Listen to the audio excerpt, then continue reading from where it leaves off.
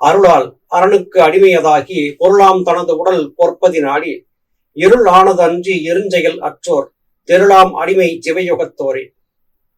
சிவயோகம் என்று சொன்னால் ஏதோ உடலிலே பற்பல விதமான அலங்காரங்களை செய்து கொண்டு ஆலயங்கள் தோறும் சென்று சிவ ஆலயங்களிலே அல்லது விஷ்ணு ஆலயங்களிலே வழிபாடுகள் செய்துவிட்டால் அதுதான் உண்மையான யோக வாழ்க்கை என்று பலரும் கருதி இருக்கிறார்கள். இது மிகவும் பிழையானது என்று திருமூலர் இங்கே குறிப்பிடுகிறார். அருளால் அரணுக்கு அடிமையதாக வேண்டும். அருள் பெறாமல் அவருக்கு அடிமை என்று சொல்லிக் கொள்வது ஆகாத விடயம். ஒருவர் மானசீகமாக ஒருவரை குரு என்று ஏற்றுக்கொண்டிருக்க கூடும். ஆனால் அந்த குரு அவரை அங்கீகரித்திருந்தாரா என்பதுதான் கேள்வி.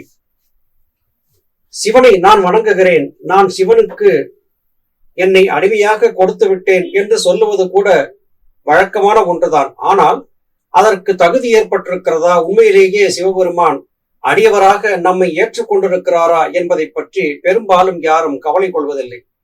நான் முடிவு செய்து விட்டேன், நான் சிவனின் அடிமை என்று சொல்லிவிட்டால் போதாது. அதற்கேற்ற தகுதியும் போதுமான அமைப்பும் நமக்கு இருக்கிறதா என்பதை பரிசோதித்து பார்க்க வேண்டும் என்று திருமூலர் சுட்டுகிறார். இப்படி எந்த விதமான அடிப்படையும் இல்லாமல், முறைப்படியான ஒரு வழிகாட்டுதல் இல்லாமல் நானே முயன்று எல்லாவற்றையும் அறிந்து கொண்டு விடுவேன் என்று சொல்லி பயணிக்கக்கூடியவர்கள் இருள் வாழ்க்கையை வாழ்கிறார்கள். அவர்கள் மருளிலே தவிப்பார்கள், அல்லாது அருளிலே சென்று சேரமாட்டார்கள் என்று திருமூலர் குறிப்பிடுகிறார். தெருளாகிய அடிமை சிவயோகத்தார் என்று அவர்களை குறிப்பிடுகிறார். வெறும் ஆலய வழிபாட்டால் மாத்திரம் ஒருவனால் ஞானத்தை பெற்றுவிட முடியாது.